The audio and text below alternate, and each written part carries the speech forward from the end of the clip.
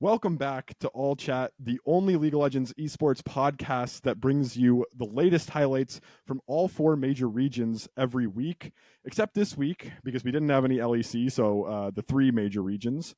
My name is Jack Dawes. I'm joined by Grayson Yada. Let's talk about some League of Legends. Oh yeah, so down, Jack.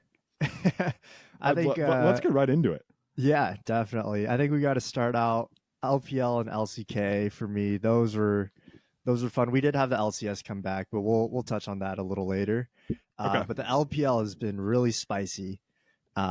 This past week. Yeah. So, I mean, I have a few teams between the LPL and LCK, and the way that I'm labeling them right now is: can they handle the heat, or will they get kicked out of the kitchen? You know. I like it. Right now in the LPL, we got FPX. Everyone's talking about FPX right now, right? Everyone's talking about milkyway. Everyone knows that he's smurfing on the rest of the league right now. He's insane. Milky Way is the second coming of Faker in the jungle. This guy is who Bo was supposed to be. I think. He has the highest kill percent in the league, the second highest KD, the highest average kills per game, the third lowest average deaths, the third highest gold per minute, the third highest damage percent. He already has 100 kills. He has 9 MVPs in 10 best of threes, and he was the player of the week and the rookie of the week in week 5. The fact that this guy's a rookie, bro. He's played for 40 days, and he already has he has 100 kills in 40 days of playing in the LPL. Yeah. He is smurfing on the LPL right now. He's having an insane rookie performance right now, but he's unhinged. It's insane. Yeah, he's just absolutely 1v9ing, like legitimately 1v9ing, because I don't know if the rest of the team can keep up with him. No. That's why I think this guy is like who Bo was supposed to be, because he we've talked before about players like dragging the corpse of their team across the finish line. Mm-hmm. He is just like it could be just Milky Way versus any team in the LPL right now, and he'd somehow make it happen. Yeah. It's insane what he's doing on like Kindred, Lee Sin, like all these insane carry picks, and he's popping off every game. Every game. It's pretty insane. And then you got Doc Dumb and Life who are just down in the bot lane playing against him too. Yeah. He's playing like 7v3 every game or something like that. Like it's insane the numbers that he's putting up on a team that has no expectations initially.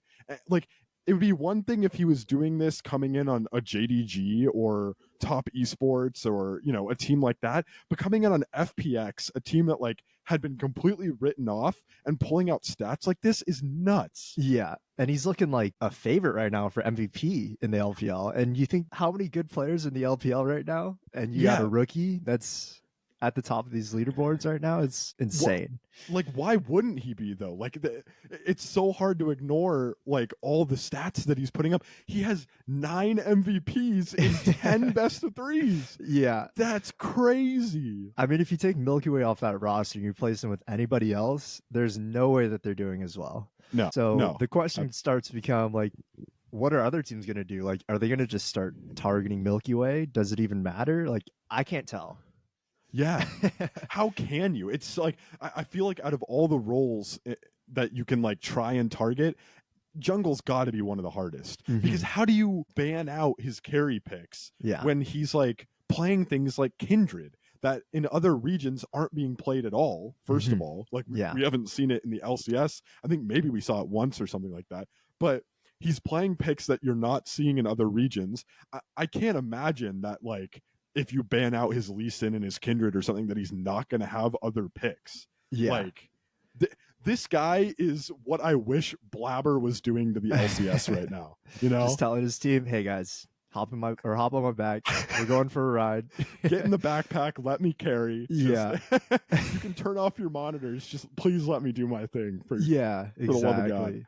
Yeah. But FPX, they've been a welcome surprise. They do have a pretty hard next 3 games. They have JDG, BLG, and IG. So that'll be a true test. Yeah. But they did. I mean, they beat Top Esports, which for me, that's a top 3 LPL team. Oh yeah. They beat LNG. I mean, okay. we don't need to talk about LNG too much, but if you bring up LNG one more time. I love those guys, man. Like Scout's my favorite player, but yeah. No, didn't Scout just get like some kind of he got was like a player of the mid game of the or week. something, right? Yeah. Mid of the week. Okay. Yeah. So he actually had a pretty good week. LNG had a decent week, but yeah, FPX is turning some heads, and I'm so excited to see what they do in the future. Bro, imagine they beat all three of these teams this next week. What would that do? I think everybody's tier lists, everybody's predictions, just they get thrown out the window completely. Out the window entirely. Yeah. To be fair, I don't think that they're going to. Like, I think Milky Way is playing insane, and I can 100% understand why he's like up for all these MVP awards and stuff. But it's still a little hard for me to see like BLG and JDG. Those are probably the top two teams in the league right now. So that's a tall order. But if I say he does it, because we know it's primarily Milky Way, it's not the rest of FPX. But if he does it, if he beats these teams in any way, like that would be insane. Yeah, I guess the real question is, can he keep it up? You know? Yeah. But right now, it's looking like he can. So there has been no breaks on the Milky Way train whatsoever. Yeah. Oh, none at all. Yeah. And the best thing about him popping off in these LPL games is that he forces the casters to say Milky Way over and over again on live broadcast, which is objectively funny. Yeah, definitely. Other teams that I kind of want to touch on really quick from the LPL. We got Team WE. They played BLG last night. They lost 2-0, but they are a decent team. They have a really good early game. Always been kind of middle of the pack, but right now they've actually looked really solid. They're what, like 6-3 or 6-4 now after the BLG loss? Yeah, they're above 500, and they've beaten everyone that they're supposed to beat. I'd say so. Ever since they subbed out Prince, they've actually looked really good. Man, free Prince, free my boy. That's so sad. They were on track to beat BLG in both games, and BLG came back in both games because they gave Elk a Smolder. But yeah, man, Elk Smolder, huh? Crazy, dude. Not bad. Yeah, I mean, he's gonna start being a perm ban in the LPL, I think, because that Smolder pick is looking a little silly. Yeah, it was one of those picks that initially I was like, I don't actually know if this is even that good. Like I was pretty sure right off the bat that it wasn't broken, but I was like, I don't even know if this is going to end up being that good. And I think part of that was seeing it in the LCS and being like, I don't know. But then seeing Elk pilot it is completely different. Seeing Gumayushi play it, seeing Elk play it, I'm like, oh, that's how it's supposed to be played. Yeah, I have a little segment on Smolder that we'll get to a little later, but awesome. Yeah. Team WE as a team, I think they're really strong. I think they definitely have a chance to turn some heads. But the other thing that's working for them is their strength of schedule. The best teams that they have remaining are LNG and Top Esports. So, oh, really? They're setting themselves up really good for a good playoff run here. Oh, so they've already gone through a lot of the like top teams. Yeah. Since they played BLG last night, that was like probably the hardest team they're going to play all season, and they look solid against them. So yeah, I'm excited to see where they go in the next few weeks. And then Ninjas in Pajamas, dude. Ninjas in Pajamas. I don't know if they can handle the heat anymore, dude. I don't know. They might get kicked out of the kitchen. So they're just not as consistent as we thought. That it's so crazy because I just feel like we're jinxing teams at this point. It's so I need to let you never make another take again. Every single one has been just straight downhill as soon as I say it. Like they lose immediately to AL as soon as I start hyping them up. But they definitely have some flaws in their play. I don't know if it was a one-off losing to AL. I don't know if they'll rise up from it, but I don't know. Now that I've watched them now that I saw them lose to AL, I'm like, oh, maybe they can't compete with the best of the best. Okay, so I have two things about this real quick. One is, for context, last week we were talking about NIP, and I was on the NIP hype train. And starting out like this split, Grayson was not on the NIP hype train, and I was slowly winning him over. And when they were 7-1 last week, I was like, Grayson, you got to give me some, like, you got to give this team some credit. And there's this awesome clip that ended up going up on TikTok and YouTube Shorts, so check that out, of Grayson saying, you know what? I think I'm convinced by his team now. They're consistent. They're putting up dubs. And now they were 7-1 when that clip went up. And now they're 7-3. So since talking about them, since speaking on their name, they've just lost 2 series. So that's real good. And then the other thing that I have to say about that is that AL has been surprisingly decent. Yeah.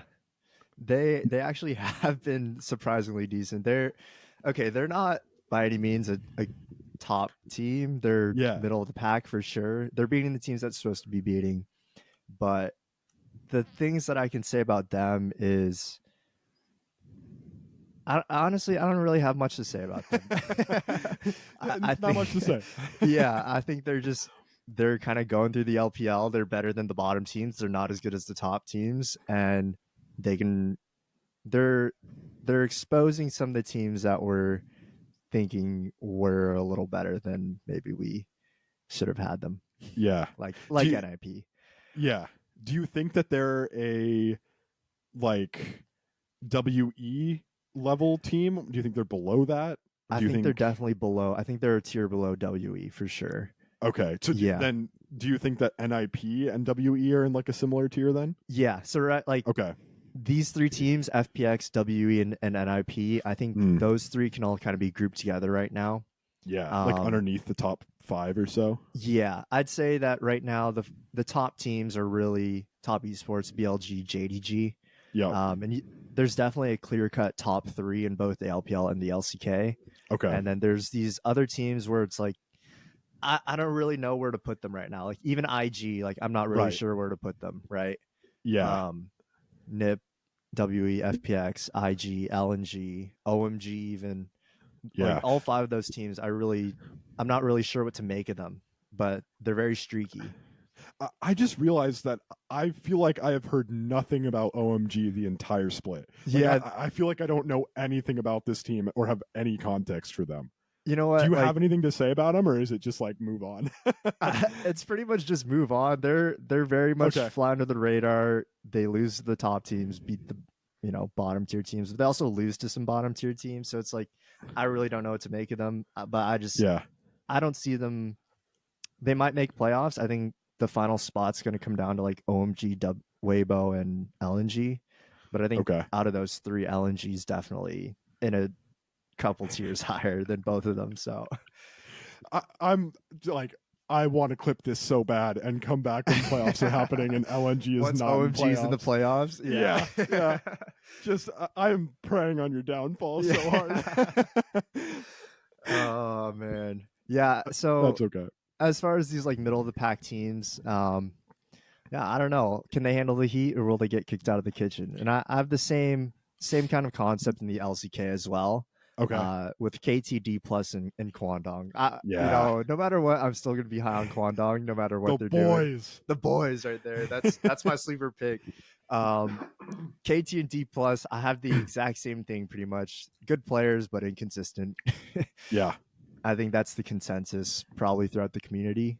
That was a banger series that they had against each other, but you can definitely tell that they have some shaky moments against top teams and even against some bottom teams too. So I'm curious to see where they're going to be. KT, can they be their Gen G beating themselves, more often? And for D plus, can Aiming and Showmaker get them through pretty much? So yeah, I don't know. We'll see there. I think they'll definitely be able to handle it. They have a lot of veteran players who've won worlds. So that's usually a good thing to have on your team. Yeah, exactly. And then with Kwandong, they're a young squad with tons of potential, right? So they've shown that they have their flaws. But again, if they beat Bro during week 5 both times, they would be 8-4 right now. So that'd be nuts. That's ahead of both KT and D plus. So yeah, I don't know. Can they continue adapting and kind of challenge any of the top 3 teams? their match against Gen G this past week showed that they can kind of play, but not really finish games out. Gen G's just on a different level though, so it's kind of hard to gauge where they're at. Not a super fair comparison. yeah, exactly. But yeah, there is a clear-cut top 3 in both leagues. You have your T1 Gen G and Honda Life, and then your BLG Top Esports JDG. But I do think we need to say goodbye to a couple teams in both regions. So okay, we're saying farewells. Yeah, so Weibo, dude. Bye. Bye. Bye. They look rough, man. They cannot close out games. They've lost, I think, multiple games now where they've had Soul. They're really missing way away in the Shy. You can just tell.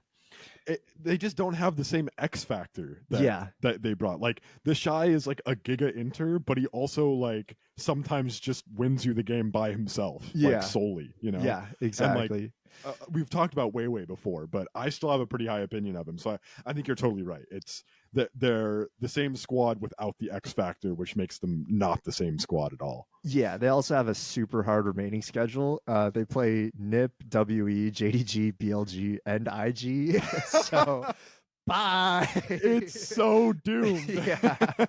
If they can pull out one of those games, I'll be impressed. Yeah. Wow. And doomed. Then the other team that we need to say goodbye to is FearX in the LCK, which I know you're not too happy about. But that's a bummer, but I knew it was coming. Yeah, they're currently on a 7-match heater, or not heater, but losing streak. No way. Yeah, and it just doesn't feel like they have the pieces right now to compete with anyone listed above them. So, man. Yeah, I think we can say goodbye to those two teams in their respective regions. Bye. maybe in the summer. Maybe in the summer. Probably not. But probably maybe. not, though. Yeah. Real quick in the LCK though, it is nice to see DK kind of back on it. You know, after they were like 2-5 at one point, right, or something like that, and now to see him kind of claw it back, that's been pretty nice to have them at least start to win games again. You know, seeing happy Showmaker is always nice. Yeah. And then what was the and then the other thing that surprised me is that HLE is like as consistent and like, you know, cemented in the top 3 as they are, because we didn't predict that at the start of the season. I don't think we thought that they were going to be fighting at like the bottom of playoffs, but they've really cemented top 3. Yeah, I think when you look at that roster, we should have never doubted them, you know? I know. Yeah. I mean, 2 world champs, basically the last 2 LCK, well, 3 out of the 3 players from Gen G last year who won the LCK twice. Yeah. I don't know why we even considered that they wouldn't be top 3, but they're pretty clearly top 3 now. I don't know. This is why we're not analysts. Yeah. we just exactly. throw in our takes when we can. Yeah. Yeah, but they're a fun team to watch too. I think Viper's just super fun. He's one of my favorite players in the LCK. I would love to see him succeed, and I really want to see him play internationally because he's one of the guys that I've heard so much about for so long, and I feel like I've never seen him like truly live, or like not never, but like in the last couple years, he hasn't lived up to this like general consensus in the community that he's like a top 80 carry in the world. So I would really love to see him play at some international competitions this year and like just dunk on people. I think that would be really cool to see. Yeah, I mean, he's kind of dunking on LCK. Last year he was really 1v9ing on HLE. So it's nice to see him have a team around him now that, you know, can support his play style and support, can actually do something. Yeah, exactly. And I think HLE is gonna turn some heads as well. I mean, maybe not turn some heads, they're already top 3, but they have a chance, I think, to actually contest with a T1 or a Gen G, just from a roster perspective.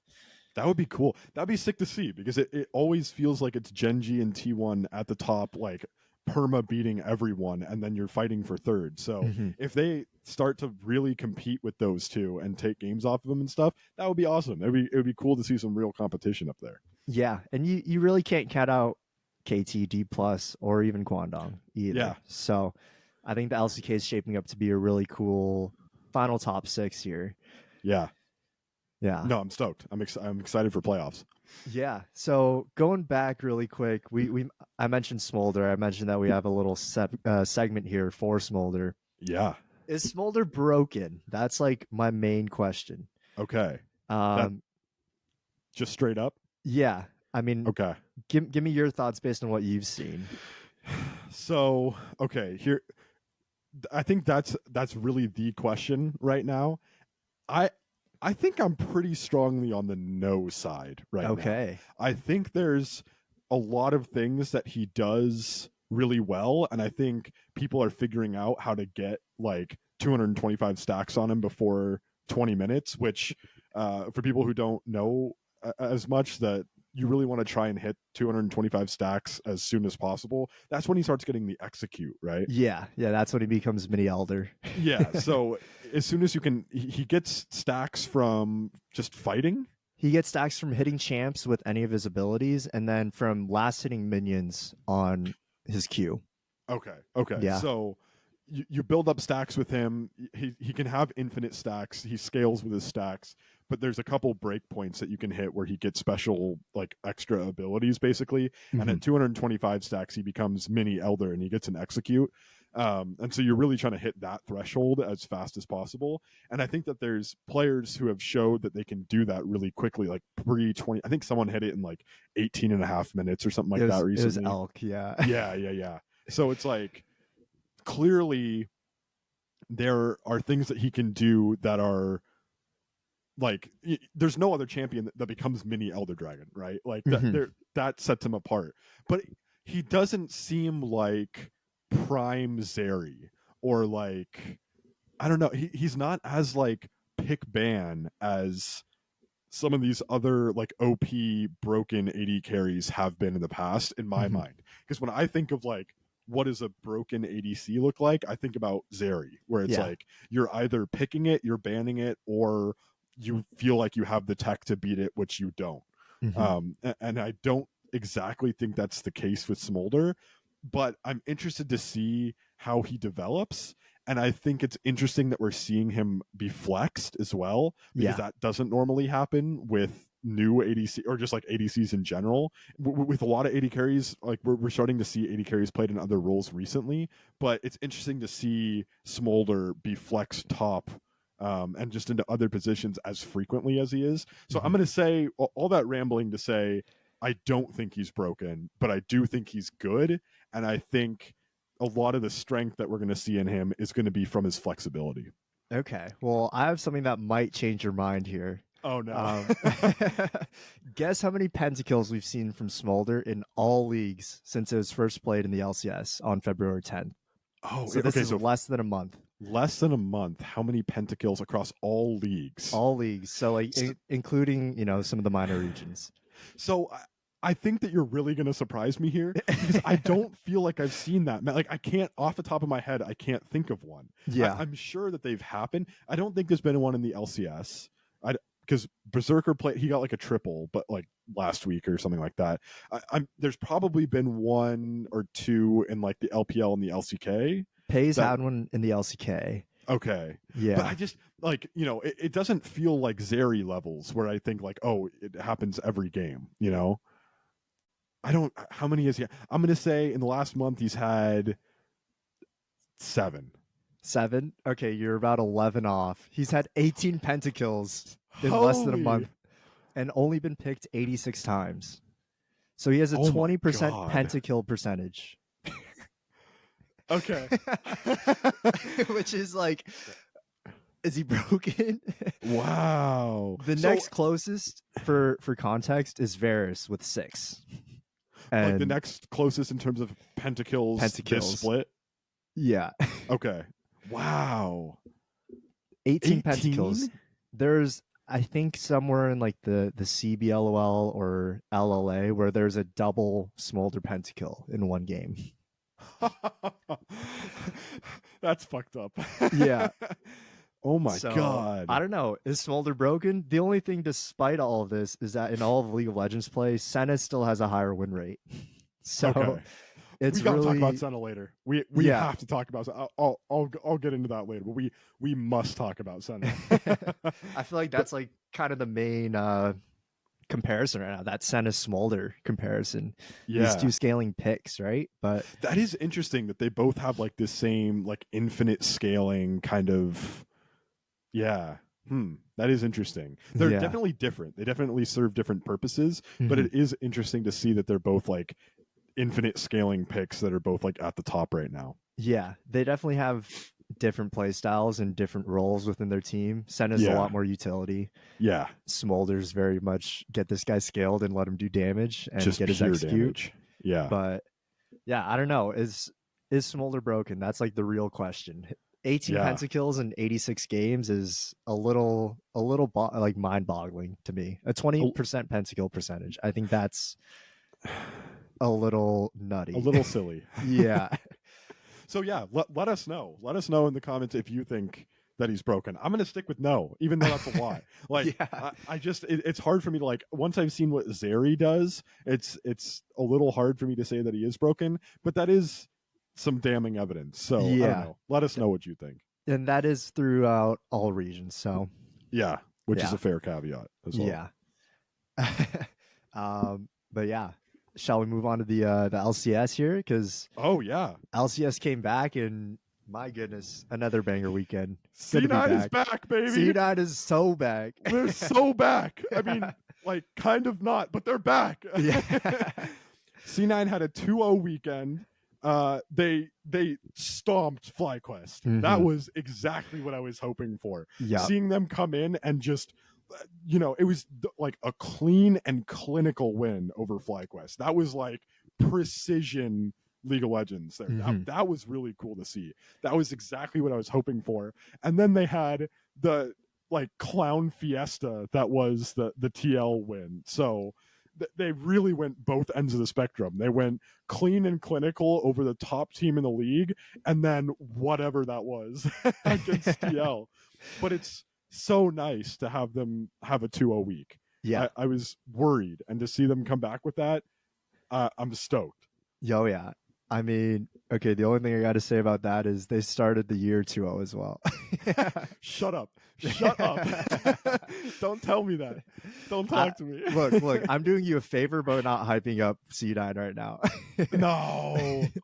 Because the second I hype him up, you already know. Yeah. Man, so I was doing some of my own jinxing on Twitter over the weekend. I don't remember who I was talking to. Oh, I think it was Cubby. Cubby tweeted something about the C9 TL game, and I tweeted back at him, and I was like, trust, it's just a content game. And they ended up winning, so I guess I didn't technically curse that game, but I did do some of my own cursing over the weekend. Yeah. But I can't help but be on the C9 hype train. This is my favorite team. I have to support the boys. Yo, yeah. I think I'm on the train too, but a little more closeted, so I don't jinx them. A little more reserved, maybe. Yeah, maybe exactly. Not as. I'm a lot more on the 100 Thieves hype train. They did have a rougher week. 1-1. I don't think that you can call that a rough week, but no, especially when the loss is to FlyQuest. Like, come on. Yeah. But I thought their game against was it Dignitas? Yeah, Dig. Yeah. I thought that was a really good game. That was actually a Smolder loss. So going back to that Smolder pick. I think the trick to counteracting Smolder is picking that range. So I know Quid was on Huhi and they had Senna. So I think that's like right now the recipe for defeating Smolder. Yeah. But yeah, 100 Thieves, they look good. Quid and River are really like the center focal pieces of that team. I want to say they might be the best mid jungle in the league right now. It's like, man, we keep talking about Quid. Is he the best mid in the LCS right now? I think it's got to be him or JoJo. Like, it's one of those two for sure. Okay, well, to be fair, we have to talk a little bit about Jensen too. He had in their win over 100 Thieves actually. I think he was 10-0-6 on Orianna or something like that, which I don't know if like I want to say Jensen is the best mid in the league because like most of FlyQuest wins have not been off his back, but that's a pretty insane performance from anyone. Yeah, I think his Oriana's looked really good this entire split. But yeah, I don't know if he's really up there as like top 2, but no, probably 3. probably. Yeah, It'd be hard I don't think you can have him below that. Yeah, but Quid, man, this guy is like, even in their loss, I thought that he was playing well. Like he had moments against FlyQuest where I was like, just like his movement against champs in the game, or like decisions that he was making, I was like, man, this guy is just so on right now. It's crazy what he's doing in the league, and it's really hype to see. And I think a lot of the credit has to go to River too, because anytime River is on any team, they always look better. Yeah, it's so crazy to see what River does to a team, because he was on Dignitas for a while, and they were like, they managed to be top 5 when he was on that team or something like that. Like you put River on your team and you make playoffs minimum. Like, he is nuts. Yeah, his probably one of the game, more underrated players. Yeah. Oh, 100%. Yeah. He's so creative and he's so proactive. It's crazy to watch him play. It's really entertaining. Oh yeah. No, yeah. He's definitely, I was never really too focused on River, right? Like, yeah, I was underrating him too. Like last year when he's on Golden Guardians, you look at Stixay, right? You look at Licorice, the comeback. You look at who is their top laner? Oh yeah, Licorice. Yeah. And like, you never really thought, oh yeah, River's that guy. But yeah, I don't know. Something about him, the way that he plays, his proactivity, the way that he moves within his lanes on their timers, insane. Just such a fun player to watch as well. I think he's one of the players that's like Huhi, where he's super underrated for what he does for a team. Because just like kind of my feeling about Huhi the last couple of years is that he's been pretty monstrously underrated too. Also, just as a side note, I think he had a pretty great weekend. I thought there was a chance he was going to get player of the week. I mean, it didn't end up happening, but he had a really insane, unkillable Nautilus game against who did they play on day one? TL, I think. Yeah. His Nautilus against TL, he was absolutely unkillable. Yeah. If you haven't seen that game, anyone who's watching this, you have to go back and watch it. In the NRG versus TL game, Huhi picks Nautilus, and he's absolutely monstrously unkillable for like the last 75% of the game or something. Yeah. He just walks around. He like walks around 1v4 and just doesn't die. It's really insane. It looks like he's about to go in, and then he just sets up the entire team fight and walks out. Yeah, he walks in by himself, and it's like, oh no, this guy's inting, and it's like, oh wait, they literally can't damage him. Yeah. Oh, they broke his shield, and now he just has W on a 5-second cooldown. Yeah, and he just walks around and doesn't die. Like that was nuts. That was so funny to watch. Yeah. That TL game was, I just felt bad for them because they could not do anything to his not, and there's nothing they could do to break through it. No. So real rough weekend for TL on that front. How did we even get here? We were talking about River underrated. Oh yeah, River underrated. But yeah, I just think that to get back on the River train, he's just super underrated, and 100 Thieves are really entertaining to watch, and I think River and Quid are smurfing. Oh yeah, 100%. Yeah. Let me get your thoughts on NRG really quick. Yeah. They had a 2-0 week, right? They finally beat their arch nemesis of IMT. I don't know if you know about this, but NRG, I think, has like Contracts was saying it after the game that they played against them, but I think NRG has not won a game against IMT in the regular season in like 2 years. Or really? Something. Yeah. For whatever reason, IMT is just like the NRG kryptonite. So they finally picked up a win over IMT. They had a 2-0 week hype. Yeah, I don't know. I still like this team a lot. They had a pretty back and forth game that required the Contracts Baron steal. Yeah. Which one was that? That was the IMT game, right? It was, yeah. The second day. Yeah. Who did they play the first day? Oh, they played TL. Right. Yeah. Yeah, but they had the Contracts Baron steal to save the game. That was sick. Yeah, I don't know. I think that was kind of a super back and forth game, and then the first game was just the unkillable Huhi Nautilus game. That's what that was. So yeah, I think the LCS as a whole, we've been saying this, but the whole league just feels a lot more even, or like more on equal footing, which I yeah, think is really fun as a viewer or yeah, as a fan. Like it feels like every team has a chance to be any team. And I love so like the LCS, for those of you who don't know, VCT was Valorant championships were going on this past weekend. So League of Legends LCS was relegated to the back rooms. And the gulag. yeah, the one thing that I want to take away from that is I loved, like, there's a lot more pre-game player interviews, Yes. things like that. Like it was the NRG TL game.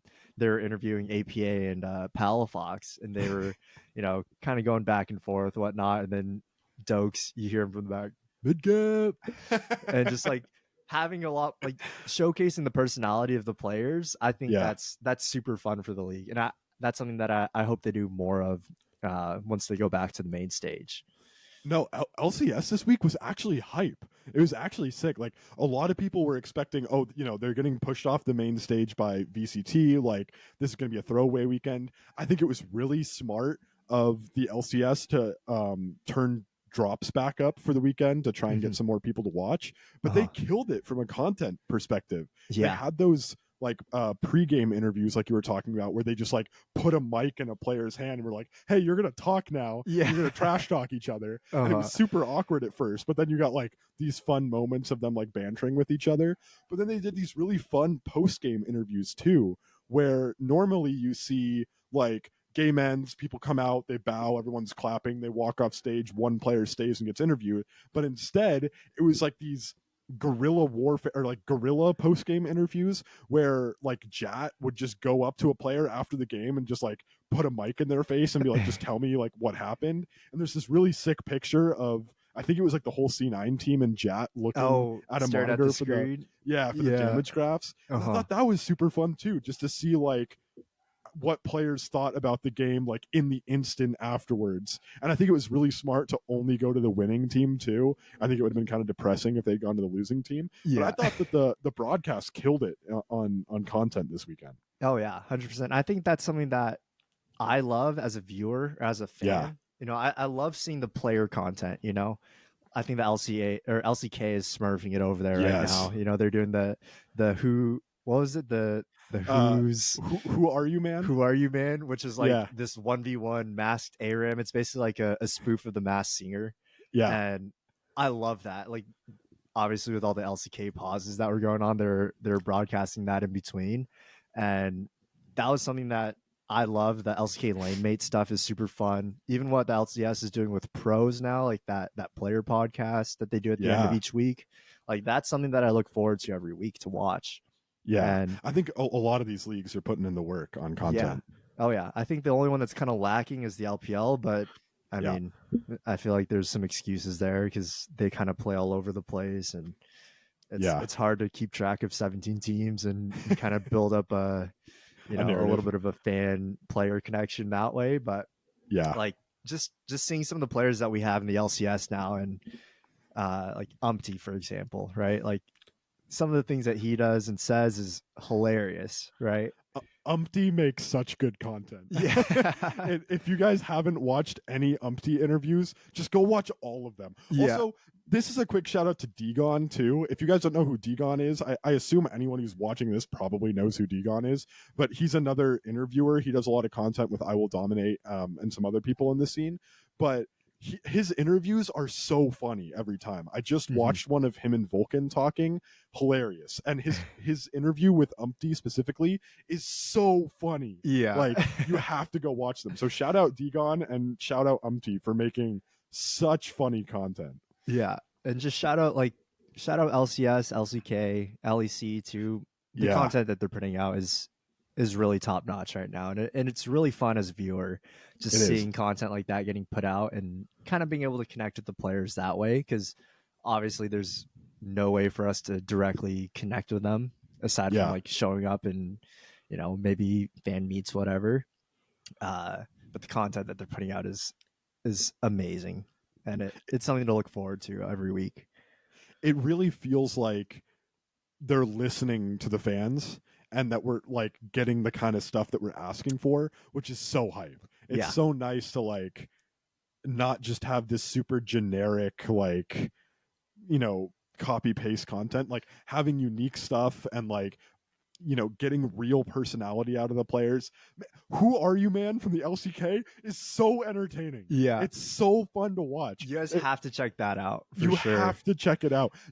I don't know what it is, but putting these players in masks, you get so much like charisma and like character out of them that like I did not expect at all. Like they unmasked one of the players during the game, didn't expect who it was, and it's so fun to try and guess who it is, like based on their play style, based on like how tall they are, like how they're built, that kind of thing. And then they invite like guest judges to figure it out, and they're so funny. They brought like a silver 4 content creator or something like that, and she's just like flaming these pro players just on repeat the entire time. It's really funny. I think they have Barrel, they have Huhi.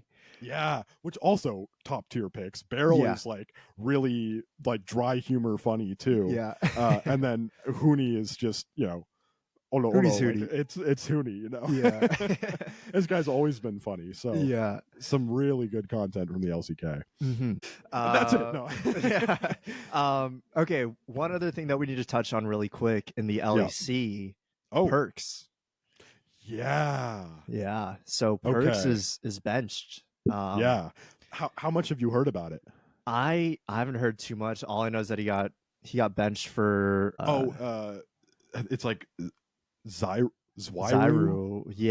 Zyru, something. I feel bad that I don't know. It's something like Swyru or something like that. Yeah, but I think he was on the team last year. No, who was Zyru? Like, wasn't he playing? Or he was playing the LEC? I think. No, he's only this is going to be his debut. I think. Oh, really? He's only ever played ERLs before. Oh, okay. Because he's just been like smurfing in the ERLs for a bit. Got it. Okay, because I felt like I've heard his name before. But there's a CS player who has like a super similar name. There's a CS player called Zywoo, who's like a really I think he's a CS player. Now that I say that, I might be wrong, but I'm pretty sure there's like a CS:GO player who's got like a super similar name. Got it. Okay. Well, maybe that's probably exactly where I'm getting that from then.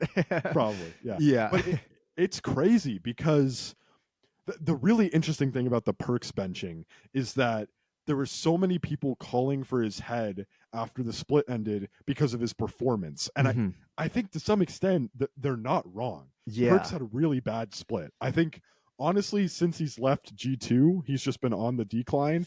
He had some decent splits. Like, you know, I think him and C9 made semifinals of or maybe it was just quarterfinals of Worlds. So like he's had good performances, but especially since being back in the LEC, he was on the failed Vitality super team. Now he's on this Heretics team.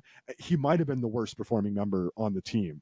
And people were calling for his head, or, you know, calling for his benching because he's just not playing well. He didn't get benched for play. And then he did get benched for an argument with his manager. That's what I heard. Which here's the other really interesting thing about that. First of all, that sounds so weird to not get, like, not even benched by the head coach, but like get benched by the manager.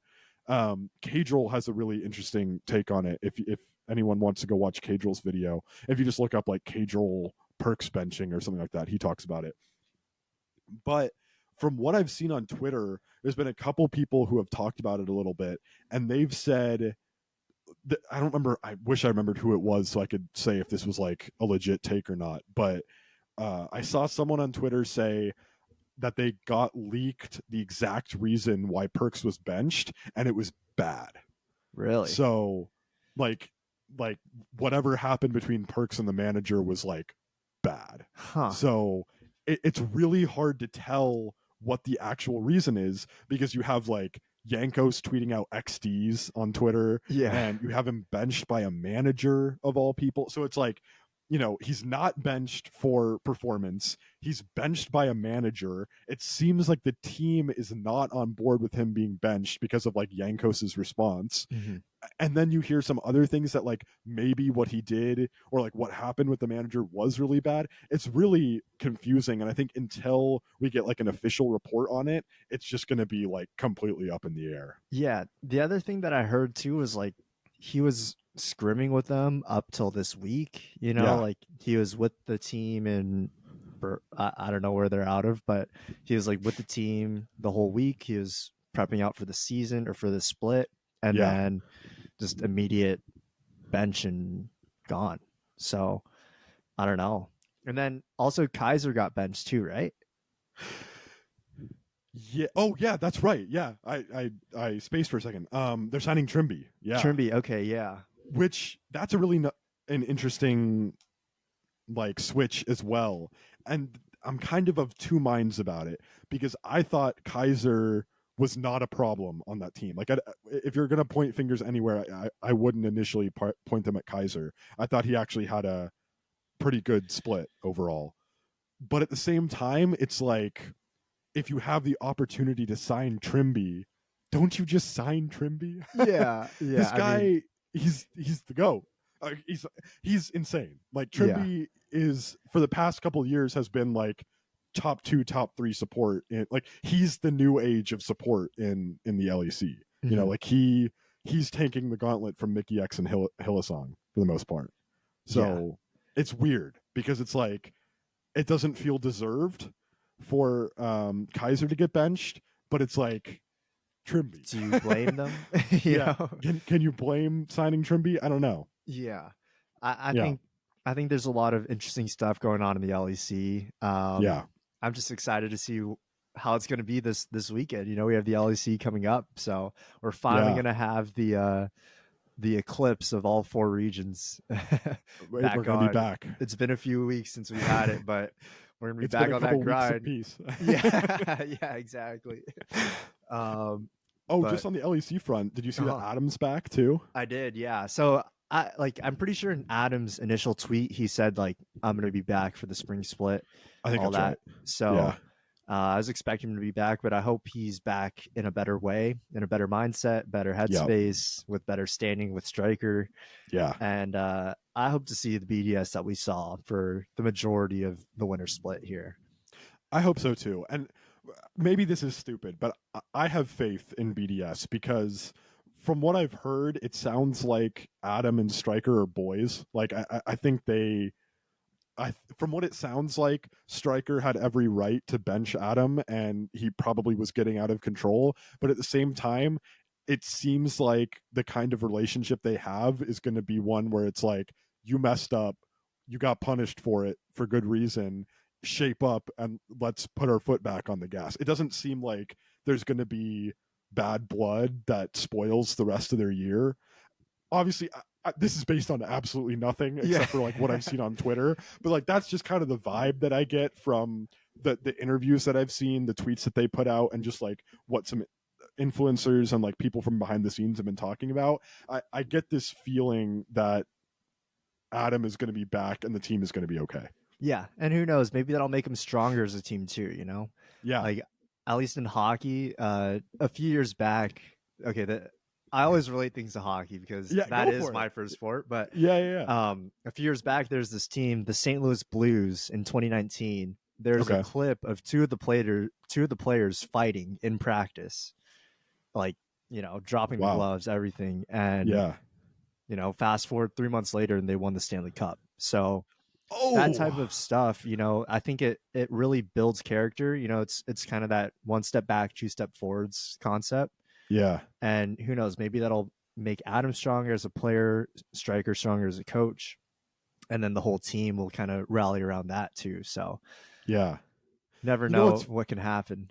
You know what's funny is that I just saw a story that the way Yagao and Kanavi met was through flaming each other. Oh, like really? They met in solo queue, and I wish I remembered the exact specifics of the story, but Kanavi and Yagao met in solo queue and started flaming each other, and then like I think Yagao realized that Kanavi had like pretty good Chinese and they were talking in Chinese together, And then Yagao was like, "Oh, we need a jungler, and like your mechanics are really good. Maybe you should come to JDG."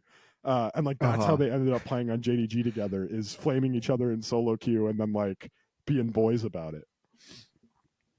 Yeah, so I mean, who knows? Maybe this whole Adam situation is really a blessing in disguise for them. But maybe it is. Yeah, there's definitely a lot of scrutiny when it first came out, but excited regardless, excited for BDS moving forward in the spring split. No, it's gonna be sick. Yeah, I'm excited for the LEC to be back this weekend and get into the next split, which is crazy. I know. Yeah. And LCS finishes up this weekend too. Well, the regular season finishes up. Yeah. Super week. Yeah, it's crazy how much has been going on. We've pretty much covered since the start of all of League of Legends, and here we are on episode 8 or 9. I know. Oh shoot. No, it's 8. Yeah. 8. Yeah. Okay. Episode 8. Episode 8, and it's like, wow, like there's been so much that's happened. It's been so fun so far, and excited for the the Equinox coming up this weekend.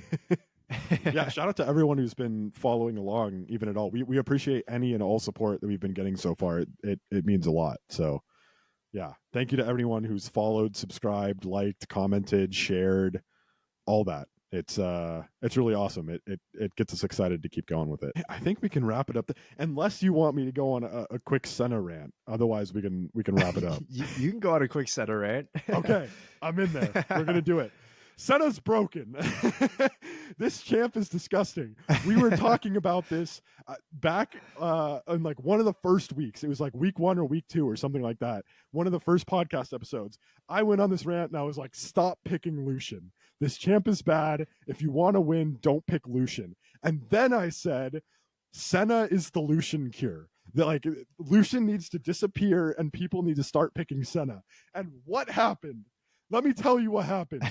This weekend in the LCS, Senna went 4-1. Okay, it was 4-0 the first day. It unfortunately had one loss the second day. I think that was in the TL game. Doesn't really matter. It went 4-1.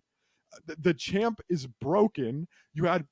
I'm so thankful that they put Berserker on it. But this is the way. You pick Senna. Don't pick Lucian.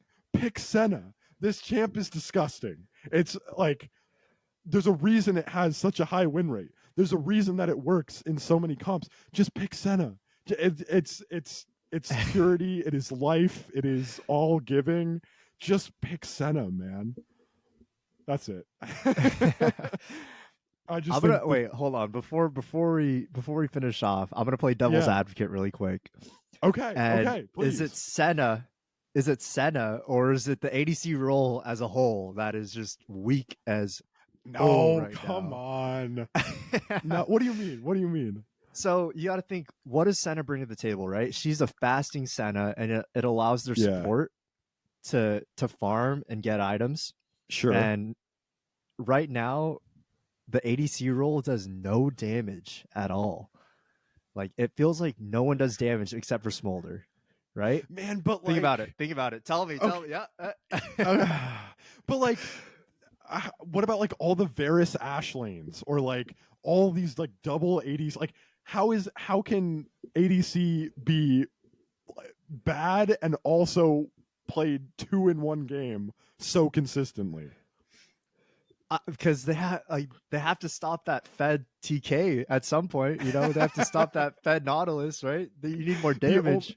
The only way to stop the Tom Kench is with 2 AD carries. Yeah. I mean, think about it. Senna's just fasting, scaling up with their souls or whatever, while the support is getting everything. And there's a reason why we're starting to see these supports just be unkillable, you know, because they are the ones CSing. I don't know. I think ADC right now, like, I look at some of these games, I watch some of these games, and I'm like, they're blowing air on these tanks, you know? Yeah. And I think the Senna being a big part, or Senna being prominent, is a big part of that. We saw that last year at Worlds when NRG brought out the Senna TK, right? Yeah. It just felt like G2 had no answer because it couldn't do any damage to the TK, right? I don't know. I'm just playing devil's advocate here. Senna is a really good pick. I don't know, man. I don't know. I'm just playing devil's advocate. I don't know. Take a stance. Did you see that clip of Keria on Tom Kench get a triple kill by himself, and he started calling for a penta? Dude, he could have gotten it too, which is crazy. Was insane. Like that was insane. And shout out Guwon stepping in. You know, owner was sick this weekend, so Guwon stepped in, and I think Guwon was he's one of the guys that's gotten a lot of scrutiny on their Challengers League team. Okay, he looked fine. He looked fine on the T1 main roster, and hopefully that helps out the Challengers League team, because I want to hear more about Reckless and that T1 Challengers League team. In the future, but they haven't looked as good to start this split. It was really like wholesome seeing Guwon step up too, because all of the like comms stuff that came out afterwards was just Guwon like praising T1 for like how good they are, and like all these like screenshots of comms came out where Guwon is just like, oh, you guys are so good, like my team's so good. Like it was really wholesome seeing Guwon's like response to how good the main T1 roster is.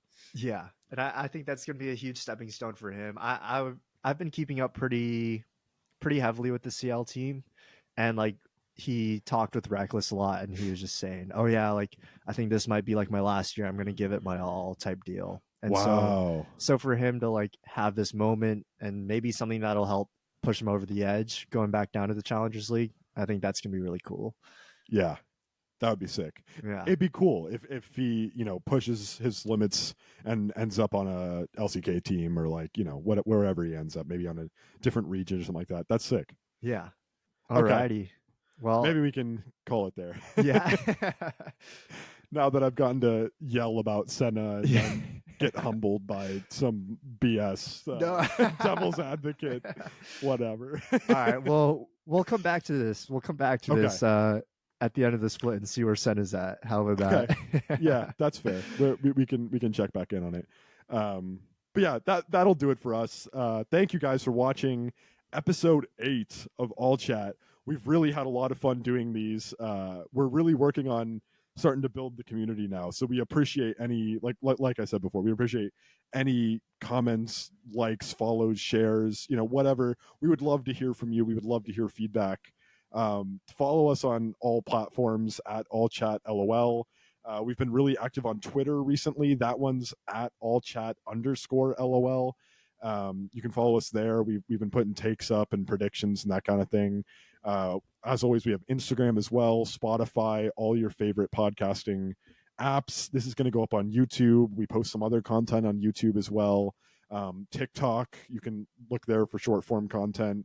Just anywhere that you guys are able and willing to support us is awesome. So don't forget to like and subscribe, and that'll do it. You know, as always, All Chats by the fans for the fans. Team, you got any words here for APA before you guys head on to the Rift? I mean, we beat you guys last time with the worst comp, so. All right. Oh, don't go calling for the mid gap.